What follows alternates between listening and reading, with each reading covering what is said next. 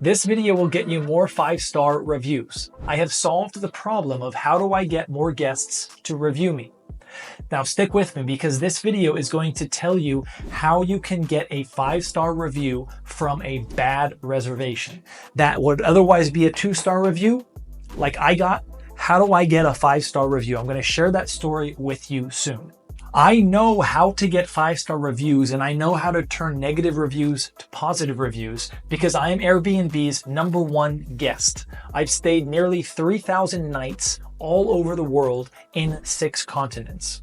Before I explain to you what is the 10th review and who is Devin, let me tell you about where we're at in the process of Airbnb, okay? When you have an Airbnb problem, we all do, you're going to have to go through this mental process. Number 1, is my online listing optimized? Now, I find that even if you think your online listing is optimized, it's not. Optimized means the title, the text, the photos, all of the amenities, the whole thing is optimized. I just got off a call from a consultation and the host said he had copied my Belmonte penthouse, which has a 4.99 rating, well over 100 reviews.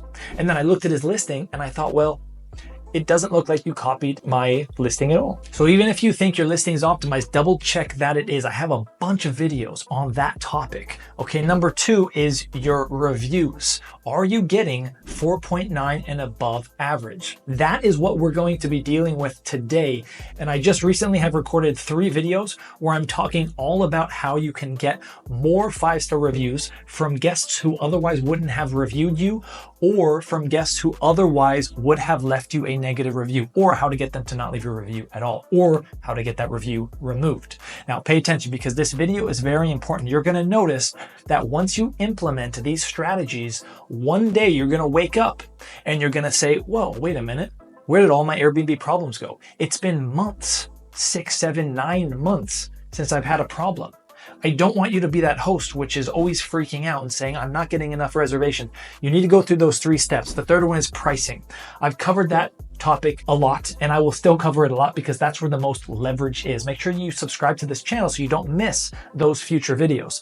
Now, let me talk to you about what the 10th review is. It's very simple. It's a mindset thing. This is very important. Stick with me. These are 9 reviews and they have smiley faces because they gave me a 5-star review. And then Devin came along. Devin was my guest. You can see right now on my listing, I have a 2-star review from him.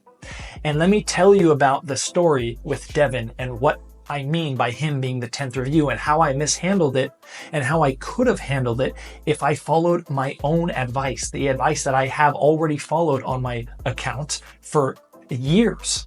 I just got lazy this time. Now, Devin booked. Of course, he got a cheap rate. Isn't it right, Airbnb hosts, that the worst guests always get your cheapest rate? And then they go in the review you and say, it wasn't really worth the money. So he got the cheapest rate and he checked in and he complained about there not being AC in every single room. And he said the friend has breathing problems. So I said the friend can stay in the master bedroom. There's AC in there. But he didn't want to stay in the master bedroom because of the layout.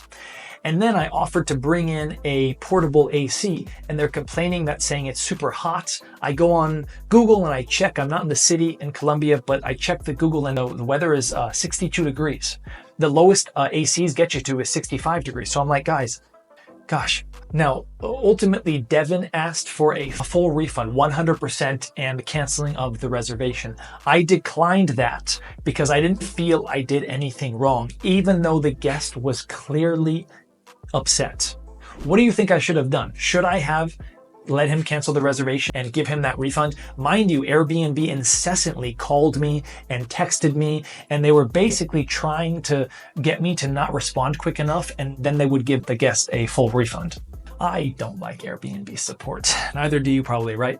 Like this video if you agree with me there. Let's go over tricks. I have a few tricks up my sleeve and how I deal with these situations and how I've been able to keep my rating so high and thus benefit off the algorithm, Airbnb's algorithm, understanding that I'm more likely to give the guest a good experience. And by the way, when I got that 2-star review, I noticed my reviews plummeted. And guess what I had to do to my base price? I had to lower it by $100.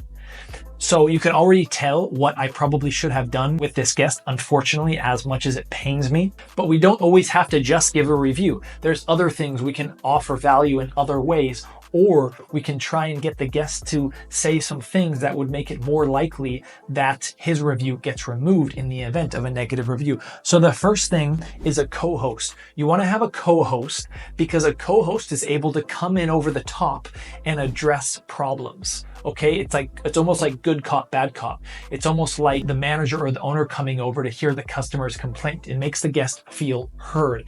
In this case, the guest wanted a full refund. It was a full refund or bust. And I didn't want to give a full refund. So this strategy wasn't going to be that helpful in this situation. But if it's not that extreme of a complaint, this is a very powerful strategy.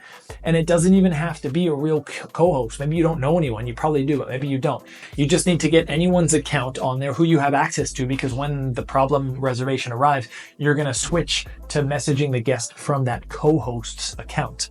Now, number 2 is a live check-in. I actually provide a live check-in, and I do that so that the guest has physical contact with at least one person. I also offer daily cleaning that's unique to that listing's situation. But part of the reason why I do that is because the guest had contact with a human being. It's much easier to negatively review a screen than a human being. So what I usually done and what I should have done that I didn't do this time was have my cleaner or have my concierge message the guest afterwards and say, hey man, I know things didn't go the way you wanted, but if you leave a negative review, it's really going to hurt me.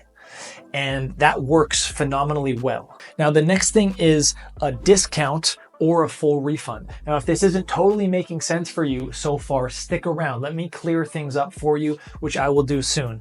A discount is what we want to avoid. It's the last trick in our toolbox, but I could have done that, and that would have served the guest's needs in this case. That was the only thing I could have done in this case.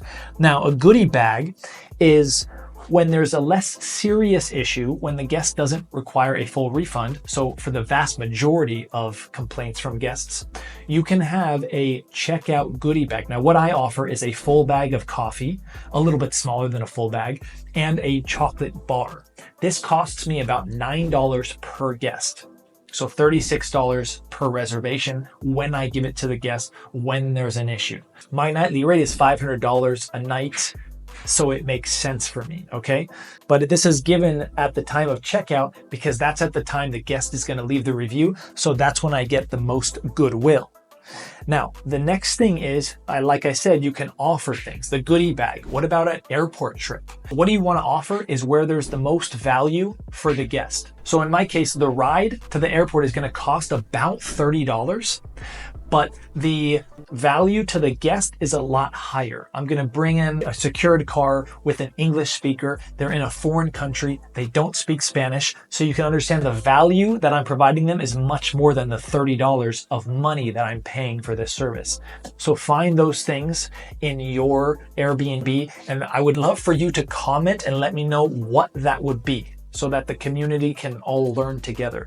Now, the last thing is Airbnb has recently restricted removing negative reviews and that whole process. Actually, it's really frustrating. I'm going through it now. So there's a restricted amount of ways you can get a review removed. They've really pared down their content policy around this and their review policy around this.